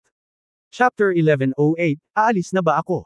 Sa katunayan, hindi nagtagal pagkatapos pumasok si Mrs. Feng sa bahay, natuklasan ni Jingzi na may nakikinig sa labas ng pinto. Siyempre, sa status niya ngayon bilang master, hindi magiging mahirap na maghanap ng tao sa labas. Bukod dito, base sa hininga at husay ng taong nasa labas ng pinto, nahulaan niya na ang tao ay isang babaeng master. Ang sagot ay halata na, ito ay ang kanyang ikatlong kapatid na babae na si Chinkyu o ang kanyang ikaapat na kapatid na babae na si Piyangxi. Ngayon nang sabihin ito ng tindera na si Lin, alam niyang tama ang hula niya. Kaya't nang maraming beses siyang naakit ni Mrs. Feng, nilabanan ni Jingzi ang kanyang tukso sa pamamagitan ng matuwid na mga salita. Bilang isang LSP, nais din ni Jingzi na magkaroon ng pisikal na banggaan sa isang batang baka na kumakain ng lumang damo, at maging murang ama ni Feng Mubay. Sa katunayan, hindi ito masama, ngunit sa huli, hindi integridad ang nagpabalik sa kanya. Ngunit Chinkyu. Ngunit naisip ko, kumpara kay Chinkyu, ano ang ibig sabihin ni Mrs. Feng? Hindi, paano siya maihahambing kay Chinkyu? Hindi mahalaga sa edad, hitsura, o figure mabuti, ang figure ni Chinkyu ay maaaring patuloy na umunlad at umunlad, ngunit hindi maihahambing ni Mrs. Feng kay Chinkyu. Kaya, anong uri ng bike ang gusto mo? Pagkatapos magsalita ni Mrs. Feng, naisip niyang walang magawa ang tindera Lin at handa na siyang umalis. Sa hindi inaasahang pagkakataon, hindi umalis si Lin at nakatayo pa rin sa pintuan. Kaya't nagtataka si Mrs. Feng, ano ang problema, tindera Lin? May iba pa ba? Sinabi ng tindera na si Lin, Madam, may mga bisita sa labas, kailangan mong lumabas. Kumunot ang noo ni Mrs. Feng, bakit balisa ang mga bisita? Hindi pwede. Ikaw. Maghintay ng ilang sandali. Madam, ito ay isang natatanging panauhin, mabuti pang lumabas ka muna. Tindera Lin. Nag-aatubili na sabi, Madam, masama ang loob ng kagalang-galang na panauhin. Natatakot ako na hindi natin siya mahintay. Ikinuyong niya ang kanyang mga kamao at tuluyang naalis ang mga iyon. Pagkatapos ay nilingon niya si Jingzi na may paghingi ng tawad sa mukha, "Young Master, mangyaring maghintay sandali. Makakakita ako ng isang kilalang bisita. Kakain ka muna at babalik ako saglit." Pagkatapos sabihin ito, sinabi niya kay Jingzi. Napakurap si Jingzi, na may titig sa kanyang mga mata na para bang sila ni Jingzi ay gumawa na ng panghabang buhay na pangako. Matapos isara ni Mrs. Feng ang pinto at umalis, napagtanto ni Jingzi kung bakit hindi niya ito nilinaw sa kanya. Hindi ko alam kung saan nanggaling ang ideya. Paanong ang isang Kat-Anji tanging gwapong tulad niya ay dumating sa lahat ng paraan upang magtapat sa isang romantikong at mapanlokong middle-aged na tulad niya? Magkasakit ka. Pumunta si Jingzi sa mesa at umupo habang nagrereklamo. Dahil sa pagkagambala ni Mrs. Feng, wala siyang oras para kumain. Nakatingin sa mesa ng mabangong matitigas na gulay, si Jingzi ay abala sa pagkain. Habang ang mga binti ng manok ay napuno sa kanyang bibig, sinilip ni Jingzi ang kaldero ng xiaoyao double soup sa gitna ng hapagkainan. Sa isang kakaibang pagkakataon, tumayo si Jingzi at dinala ang sopas sa kanyang harapan. Logically speaking, lahat ng lalaki sa mundong ito ay dapat uminom ng supplement, at hindi si Jingzi ang turn isang lalaking may eat jujube pill, isang lalaking lumalaban ng mahigit isang oras bawat oras, isang lalaking nakaabot sa level ng Grandmaster para sa isang lalaki sa ganitong estado, kapakipakinabang ba itong xiaoyao double decoction? Gayunpaman, nagpa siya si Jingzi na uminom ng kaunti. Ito siguro ang gusto ng mga lalaki, gaano man sila kalakas, gusto nila laging lumakas, at si Jingzi ay walang exception. Pero isang higop lang niya at iniluwa. Ang mga pangunahing sangkap ng xiaoyao double decoction na ito ay tupa at baka, na napaka-fishy sa kalikasan. Bilang karagdagan, ang mga pampalasa nito ay pawang mga aphrodisiac na Chinese medicinal materials, lalo na ang epimedium. Bagamat ito ay isang halamang gamot, ito ay may napakamalasang amoy. Ngunit hindi mababa sa letigo ng tupa at letigo ng toro. Sa makatuwid, ang sopas ay hindi lamang malansa, ngunit napakapait din. Sa kabutihang palad, si Jingzi ay nagkaroon ng foresight na kumuha lamang ng isang maliit na lasa, kung hindi ay kailangan niyang iluwa ang lahat ng pagkain na kanyang kinain. Si Jingzi ay umiinom ng tubig upang banlawan ang kanyang bibig, nang ang pinto ng silid ay itinulak mula sa labas na may langit-ngit, at pagkatapos ay isang puting figure ang pumasok, at pagkatapos ay isinara ang pinto. Ang puting figure na ito ay natural na si Chinkyo na umalis at bumalik. Upang lumikha ng pagkakataon para sa Jingzi at Lin Weiner, nakakakilala pa lang, na magkasamang mag-isa, umalis muna sina Chinkyo at Peiyangxi sa Taohua Temple, at ang dalawang magkapatid na babae ay sabay na bumalik sa Qingyang Gate. Gayunpaman, sobrang na-miss pa rin ni Chinkyo si Jingzi. Tutal lalaki naman niya. Ang hindi pagkikita ng isang araw ay parang tatlong taglagas. Bukod dito, ilang buwan na silang hindi nagkita, kaya hindi nagtagal matapos manatili sa Qingyang Gate, hinailan niya muli si Peiyangxi palabas. Oo, dumiretso ka na sa bahay ni Lin. Pagdating nila sa bahay ni Lin, napagtanto nilang umalis na ng bahay si Jingzi. Si Lin Weiner ay nasa mabuting kalagayan, at dinala niya sina Chinkyo at Peiyangxi upang maghanda para sa isang relasyon sa pamilya. Gayunpaman, maagang lumabas si Chinkyo sa pagkukunwari na mayroon siyang dapat asikasuhin sa bahay, at pagkatapos ay sinunod ang utos ni Lin Weiner na hanapin ang Feng Family Restaurant na mag-isa. Sa oras na ito, nagpalit na si Chinkyo ng matingkad na dilaw na damit na suot niya noon, at hindi nagsuot ng damit na Qingyanman. Sa halip, nakasuot siya ng puting chiffon na palda na may tassels. Matapos makapasok sa Feng's restaurant, natural na hindi tinanong ni Chinkyo ang shopkeeper na si Lin tungkol kay Jingzi. Sinulyapan lang niya ito at nakitang walang tao sa bulwagan, kaya nahulaan niya na dapat nasa pribadong silid sa itaas si Jingzi. Habang naghihintay ang shopkeeper na si Lin ng ibang mga customer, si Chinkyo ay palihim na sumilip. Sa kanyang pandinig, hindi nagtagal ay natagpuan niya ang silid kung nasaan si Jingzi. Gayunpaman, hindi siya pumasok, ngunit nakatayo sa labas ng pinto at nakinig. Ito ay isang magandang palabas, ngunit hindi siya umalis hanggang sa dumating ang tindera na si Lin. Nang makitang pumasok si Chinkyo, agad na tumayo si Jingzi at nagtanong na may seryosong mukha, bakit nandito ang pangatlong kapatid na babae?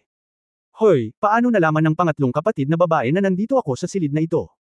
For a time, buo ang kanyang acting skills. Bakit, hindi ba ako dumating sa maling oras? Sumulyap si Chinkyo sa kanya, pagkatapos ay hinimas ang kanyang mahabang buhok sa kanyang noo, at mahinang bumigkas ng ilang salita, kung gayon ay aalis na ako. Nagmamadaling sinabi ni Jingzi, sinabi ito ng pangatlong kapatid na babae. Ano ang sinasabi mo? Dapat dumating ang ikatlong kapatid na babae anumang oras, at walang sino man ang dapat magpaalis ng ikatlong kapatid na babae. Nasiyahan si Chinkyo sa sagot na ito, ngunit kumunat pa rin ang kanyang ilong dahil naamoy niya ang malakas na amoy sa hangin at inisip ang kanyang lalaki na hindi man lang nagkaroon ng oras para magsalita ng ilang salita, ngunit nauwi sa pakikipag-usap sa isang mapanlokong babae. Matapos basahin ang napakaraming bagay, isang bola ng galit ang umusbong sa aking puso. Halika rito. Sabi ni Chinkyo sa mahinang boses. Anong problema, third sister? Sinabi niya ito, ngunit lumakad pa rin si Jingzi, at pagkatapos ay pinatong ni Chinkyo ang kanyang ulo. Tuwang-tuwa si Jingzi. Matagal na siyang hindi naging intimate kay Chinkyo mula noong huling beses na nagpaalam siya kay Jingzi. Naalala pa niya ang kahangahangang pakiramdam ni Chinkyo ng pagtanggi at pagtanggap, na talagang hindi malilimutan. At si Chinkyo, tulad niya, ay malamang na naiinip, kung hindi siya yumuko para halikan siya sa sandaling magkita sila. Si Jingzi ay naakit ni Mrs. Feng ngayon lang, at isang apoy ang tumaas sa tiyan ni Jingzi. Sa sandaling ito, lumapit si Chinkyo sa kanyang pintuan, na parang nagngangalit na apoy. Paano ito hinayaan ni Jingzi? Tumagilid din siya, handang halikan ang matengkad na mapupulang labi ni Chinkyo, ngunit bago pa makakilos ang ulo niya, sinampal siya ni Chinkyo. Anong ginagawa mo dito sa ulo mo? Sabi ni Chinkyo na may mukhang naiinis. Kabanata 1109. Nakikinig ng hayagan. Sa oras na ito, si Jingzi ay may hindi mabilang na tandang pananong sa kanyang isipan. Halatang ikaw ang unang nanligaw sa akin, bakit mo pa ako minahal? Biglang naawa si Jingzi kay Mrs. Feng, dahil pakiramdam niya ay katulad ni Mrs. Feng ang sitwasyon niya ngayon. Kaya agrabyado ang sinabi ni Jingzi, third sister, ano ang ibig mong sabihin? Hindi mo ba ako hahalikan? Ba? Dumura si Chinkyo at sinabing, sinong nagsabing hahalikan kita? Araw-araw mo itong iniisip. Ano? Kung hindi mo ako hinalikan, anong ginagawa mo dito? Medyo nalito si Jingzi. Gusto kitang amuyin. Sinong nagsabing gusto kitang halikan? Jingzi. Ay! Nalilito na naman, amoy mo ako. Anong ginagawa mo? Amuyin ka para sa anumang kakaibang amoy. Lumapit muli si Chinkyo, at pagkatapos ay inamoy-amoy si Jingzi, at sa wakas ay sumangot ng may kasiyahan at sinabing, tapat ka pa rin. Kahit paano. Bobo si Jingzi, naiintindihan na niya sa oras na ito. Ang layunin ng paglipat ni Chinkyo ay dahil ang hangin sa silid ay napuno pa rin ng malakas na halimuyak ni Mrs. Feng, hindi niya alam kung gaano karaming pampalasa ang ginamit niya. Bagamat wala siya dito, ang hangin ay puno ng kanyang pabango. Bagamat nandito si Chinkyo, nakikinig siya sa labas, ngunit hindi niya makita kung ano ang nangyari sa silid, at dumating siya sa kalagitnaan. Hindi niya alam kung may malapit na kontak sa pagitan ni Jingzi at Mrs. Feng. Kaya naman nagpa siya siyang huminga ng mabuti. Sa oras na ito, nagpapasalamat si Jingzi sa kanyang puso. Salamat sa kanyang pag-unawa sa pangkalahatang sitwasyon, kung hindi, para lamang maging murang ama ni Feng Mubay, mapapagalit niya muli si Chinkyo. Bukod dito, kung galit si Chinkyo, magagalit din sina Pei Yangxi at Lin Weiner kung malalaman nila ang buong kwento. Totoong namiss ko ang isang gabing walang tulog kasama ang aking 3 kapatid na babae dahil sa isang karnabal kasama ang isang matandang babae. Sa kabutihang palad, pinanatili ni Jingzi ang kanyang sinturon sa ilalim ng kontrol at naniniwala na siya ay magiging masaya sa pakikipagtalik sa susunod na mga araw. Gayunpaman, nagpanggap siyang inosente at agrabyado niyang sinabi, kaya nag-aalala si third sister kung ano ang mangyayari sa akin dito kasama ang ibang mga babae. Hindi ako masyadong naniniwala sa akin ni third sister. Ganon ba akong klaseng tao? Sumulyap si Chinkyu sa kanya. Nakahalukip-kap ang mga kamay sa dibdib at walang sinabi. Siyempre, nahulaan na ni Jingzi ang kanyang subtext, na nagsasabing si Jingzi ay ganitong uri ng tao. Si Jingzi ay makapal ang balat at walang iniisip, at nagpatuloy, sa totoo lang kay third sister, ang bango sa kwartong ito ay tungkol ito kay Mrs. Feng, ang may-ari ng Fengjia Restaurant. Ang dahilan kung bakit ako pumunta dito ay para pag-usapan ang isang negosyo kay Mrs. Feng, dahil sa susunod ay magbubukas ako ng opisina ng pahayagan at Wenxiangju sa Jiangling, pati na rin sa isang sangay ng restaurant, Ing Arts. Walang alinlangan na ang restaurant ang pinakamahusay na pagpipilian, kaya pumunta rito si Mrs. Feng at napag-usapan naming dalawa ang negosyo ng pagkuha ng restaurant. Nagpatuloy si Jingzi na magkunwaring hindi alam na si Chinkyo ay nakikinig sa labas. At nagsimula silang mag-usap, kung hindi ako pinaniniwalaan ni third sister, maaaring tanungin ni third sister ang kanyang sarili kapag bumalik si Mrs. Feng mula sa kanyang trabaho mamaya. Kinurot ni Chinkyo ang kanyang mga labi, natural na hindi niya tatanungin si Mrs. Feng, ni ayaw niyang sabihin sa ganoong klase ng babae dahil natatakot siyang madumihan. Bukod dito, ang sinabi ni Jingzi ay kapareho ng narinig niya sa labas kanina, at nakilala pa rin niya si Jingzi sa kanyang puso. Sa hindi inaasahang pagkakataon, pagkatapos ng matagal na hindi pagkikita, siya ay mas matuwid kaysa dati. Ngunit ang sabi niya, natatakot ako na hindi lang ito tungkol sa negosyo. Madali ba? Maaari mo bang gawing sarili mo ang asawa ng iba kapag negosyo ang pinag-uusapan? Okay, third sister, nakikinig ka lang, di ba? Sabi ni Chinkyo. Nakasunod lang si Jingzi sa uso at sabihin sa kanya ang kanyang narinig. Natigilan si Chinkyo. Napakabilis niyang magsalita kaya hinayaan niya itong madulash, ngunit itinaas pa rin niya ang kanyang ulo at sinabing, hindi ako nakikinig, dumaan lang ako, at narinig ko ito ng hayagan. Anong isang dumaraan, kung ano ang isang above-board na tao? Tila lalong naging makapal ang mukha ni Chinkyo mula nang sundan siya nito. Pero mas maganda kung nakinig si third sister. Kung hindi, sa pag-amoy ng halimuyak na ito at pakikinig sa mga sinasabi ko, hindi ka pa rin makumbinsi. Ngayong nakinig na si third sister, dapat alam mo na wala akong ginawa sa kanya, di ba? Wala kang ginawa, ngunit iniisip pa rin ng mga tao na makikipagtalo ka sa kanya. Natatakot ako na kailangan kong pag-usapan kung paano makakatakas sa iyo kapag bumalik siya. Matapos marinig ang sinabi ni Chinkyo na may labis na paninibugho, nakaramdam si Jingzi ng kawalan ng magawa. Third sister, hindi mo ako masisisi, di ba?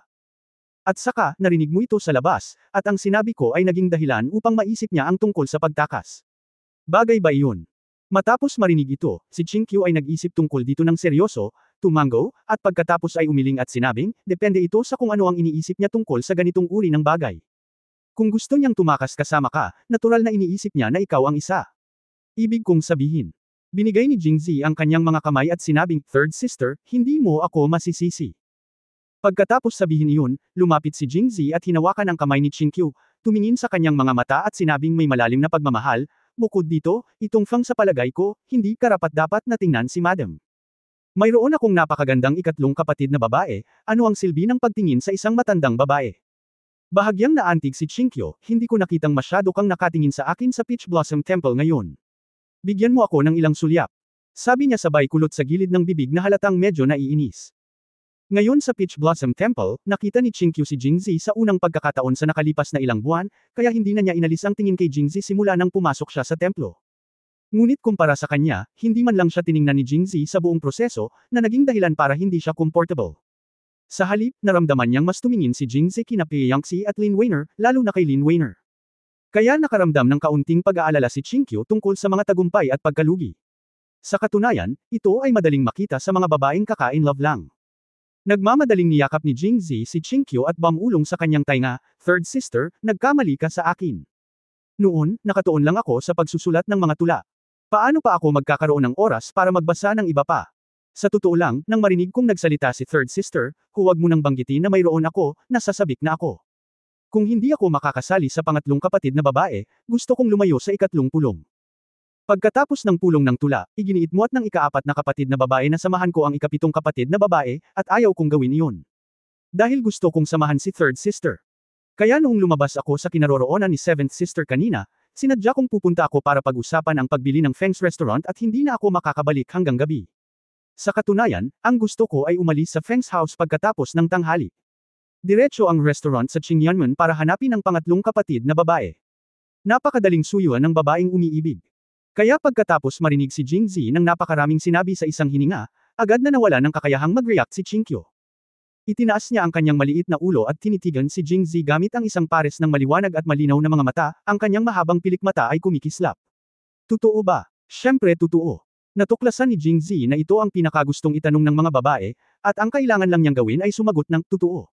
Oo naman, pagkatapos marinig ito, ibinaon ni Chinkyo ang kanyang ulo sa mga bisig ni Jingzi. Chapter 1110 nandito ka rin ba? Ang galit ni Jingzi na dulot ni Mrs. Feng ay hindi pa rin humuhupa, at kasama si Ruan Siyang sa kanyang mga bisig, paano pa niya ito makokontrol? Hinawakan niya ng dalawang kamay ang maliit na mukha ni Chinkyo at emosyonal na sinabi, third sister, miss na kita. Ang orihinal na makatarungang mukha ni Chinkyo ay natatakpan na ngayon ng manipis na layer ng pink, at ang kanyang mga mata ay malinaw na kristal, na parang napuno ng tubig sa bukal. Parang umaapaw. Naamoy ang pamilyar na pabango ni Jingzi na malapit sa kamay, naramdaman ang mainit na hininga ni Jingzi sa kanyang mukha, at nararamdaman ang tibok ng puso ng dalawang tao na malapit na magkasama, si Chinkyu ay parehong emosyonal. Zir, miss na rin kita. Pagkasabi nito, hindi na napigilan ni Chinkyu ang paghikbi. Tila ang mahabang panahon na ito ay sa wakas ay naghatid ng pag-asa. Inilapit niya ang kanyang bibig sa mukha ni Jingzi at hinalikan siya ng hindi pamilyar. Bumaba ka na. Hindi pa nahuhuli, masigasig na tumugon at gumabay si Jingzi. Pagkaraan ng ilang sandali, tumaas ng husto ang temperatura sa silid.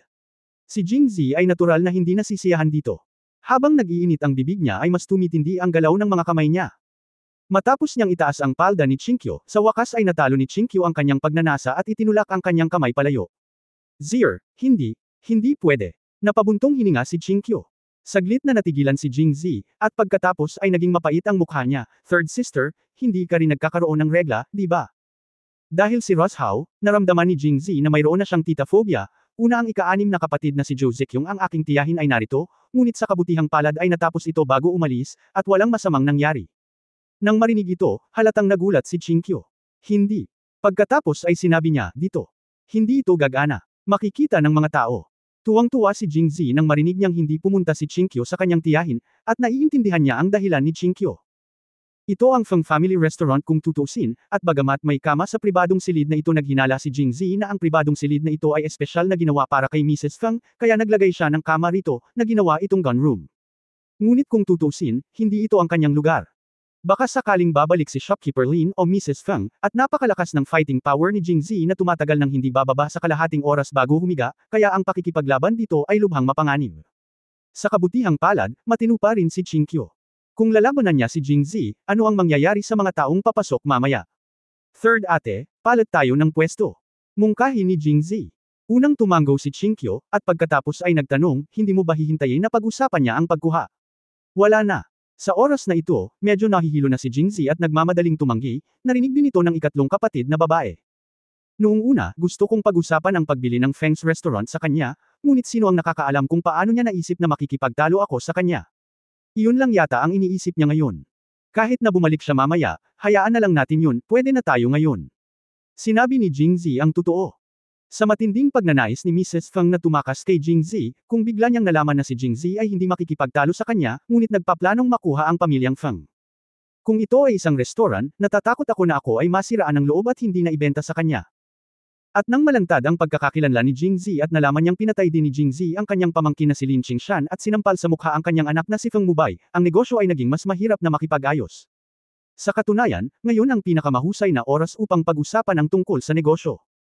Maaaring ipagkanulo ni Jingzi ang kanyang pagnanasa at lihim na hilingin kay Mrs. Feng na ibigay ang land deed ng restaurant ni Feng, na makakakuha ng dobleng resulta sa kalahati ng pagsisikap. Ngunit si Jingzi ay wala sa ideyang ito ngayon, dahil nakatuon siya sa lahat. Sinuntok niya si Chinkyo. Okay, pagkatapos ay pumunta tayo sa Qingyan Gate.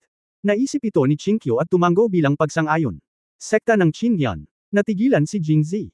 Nang makitang tulala si Jingzi, sumimangot si Chinkyo at sinabing, bakit, hindi mo man lang sinabi na pupunta ka sa Qingyanman sa hapon? Casual mo lang ba itong sinabi para suyuan ako? Sa katunayan, ito ay katulad ni Pei Yangtze. Si Chinkyo ay nasa Qingyanman. Pagkatapos ng mahabang panahon na magkasama, sinabi ni Master Mingji sa kanya na sila ay master at disipulo, ngunit sa katunayan hindi ito isang relasyon ng mag-ina. At ngayon, siya ay anak ng Qingyan clan, at si Jingzi ay naging lalaki niya, kaya ang Qingyan clan ay katulad ng kanyang natal family. Pagdating ni Jingzi, kailangan muna niyang bumisita. At batay sa aral na natutunan noong nakaraang panahon sa Kunlun County, kung bibisita ka sa Qingyan Gate, kailangan mong maghanda ng ilang mga regalo at gawing mas formal ang mga ito. Sa katunayan, para kay Jingzi, hindi mahirap gawin ang mga ito. Ngunit kung siya ay pumunta sa Qingyan sect na may ganoong kalaking tanyag, tiyak na matatanggap siya ng napakarangal ni Master Mingji. Sa oras na iyon, malalaman ng lahat ng nasa Qingyan sect na siya ay umalis, at lahat ng kanyang mga aksyon ay malalantad sa harap ng Qingyan sect. Paano niya siya masusundan? Shinkyu nakikipag-away. Kaya't ngumiti siya at sinabi, paano natin ito makakalimutan? Ngunit third sister, nakabalik na tayo sa Qingyan sect ngayon, bakit ginagawa pa rin natin ito? Hindi.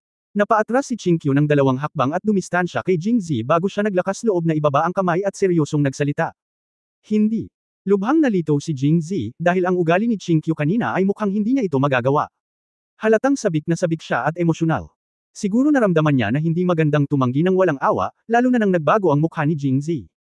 Ito ay napakasama, na nagpasama kay Chinkyu. Kaya't agad niyang sinabi, hindi naman sa hindi ito magagawa.